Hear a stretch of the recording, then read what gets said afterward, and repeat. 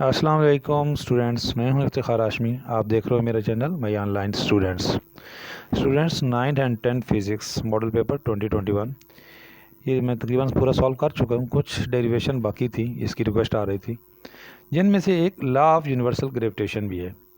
तो ये आपकी बुक का जो पेज नंबर 113 है, इसके ऊपर से ही मैंने समझा देता हूँ। सिंपल सा लिखा हुआ है इसमें। एक तो ये ऊपर ये देख लें, ऑब्जेक्टिव में यहाँ से ऑब्जेक्टिव भी बन सकता है। The law of universal gravitation was discovered by sir Isaac Newton. Isaac Newton ने डिस्कवर किया था कब? 1686 में। ये आपने अगर ये लॉ डिफाइन करना है तो उसमें ये नहीं लिखना, ये कि ये मैंने आपको सिर्फ रिमाइंड करवा दिया कि ऑब्जेक्टिव में ये भी पूछा जा सकता है। स्टेटमेंट इसकी ये आपने लिखनी है, everybody in this universe attract every other body with a force which is directly proportional to the product of their masses and inversely proportional to the square of distance between their center।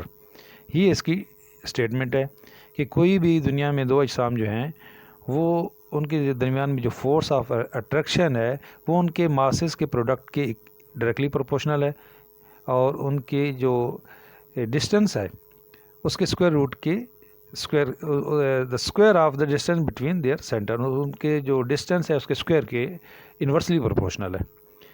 तो अगर इसको statement आ जाए तो आपने यहाँ से यहाँ तक लिखनी है। 9th क्लास का एक क्वेश्चन है लॉन्ग में कि स्टेटमेंट, उसमें आपने लिखनी है state the law of universal gravitation.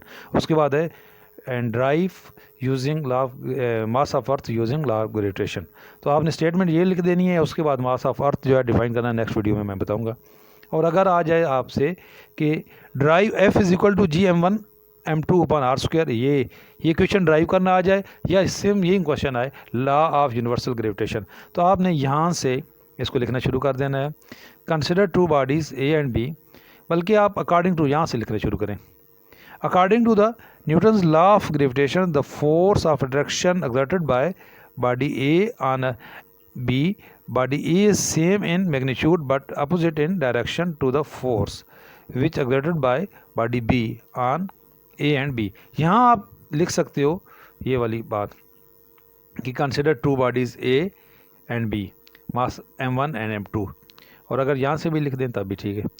उसके बाद ये जो मेन इसकी इक्वेशन है F is directly proportional to m1 and m2, ये साइन ऑफ प्रोपोर्शन डालना है, और उसके बाद m1 एंड m2, ये जो m1 है और ये m2 है आपने इनको कंसिडर किया है। ये इक्वेशन 1 होगी। And f is inversely proportional to R square, इसको आप रीड ऐसे करेंगे f is inversely proportional to R square. ये आर नीचे जब आ गया साइन ऑफ प्रोपोर्शन के तो ये इन्वर्सली प्रोपोर्शनल है।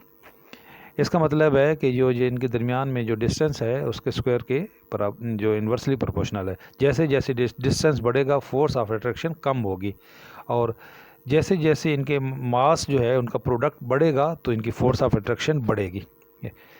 कंबाइनिंग इक्वेशन 1 एंड इक्वेशन 2, अब ये साइन ऑफ प्रोपोर्शन रहेगा, और ये जो फर्स्ट इक्वेशन है m1 एंड m2 ये ऊपर आ जाएगी और आर स्क्वायर नीचे आ जाएगा। फिज़िक्स में आपको पता है साइन ऑफ प्रोपोर्शन को ख़त्म करते हैं, इज इक्वल टू का सिंबल जब आता है तो कोई ना कोई प्रोपोर्शनल कांस्टेंट आता है। तो इस इक्वेशन में जो प्रोपोर्शनल कांस्टेंट होगा वो ग्रेविटेशनल कांस्टेंट होगा। ये the proportion above may be converted to an equation. ये अभी तक प्रोपोर्शनल साइन ऑफ प्रोपोर्शन था इसमें। इस साइन ऑफ प्रोपोर्शन को जब हम ख़त्म करेंगे तो यहाँ पे इज इक्वल टू का सिंबल आएगा। तो इस इज इक्वल टू का सिंबल डालने के बाद हमने एक प्रोपोर्शनल कांस्टेंट डालना है। तो वो क्या है? जो है वो है ग्रेविटेशनल कांस्टेंट। ग्रेविटेशनल कांस्टेंट क्या है? जी। तो जी की जो वैल्यू है वो है, अगर हम इसको न्यूटन मीटर स्क्वायर पर केजी स्क्वायर में लेंगे तो 6.67 into 10⁻11 newton metre square upon KG square. ये थी आपकी derivation F is equal to GM1 M2 upon R square. Next video में इंशाल्लाह ताला derivation of mass of earth करेंगे अकॉर्डिंग यूजिंग यूनिवर्सल ग्रेविटेशन। देखते रहिएगा, लाइक कीजिएगा, सब्सक्राइब कीजिएगा। अल्लाह हाफिज़।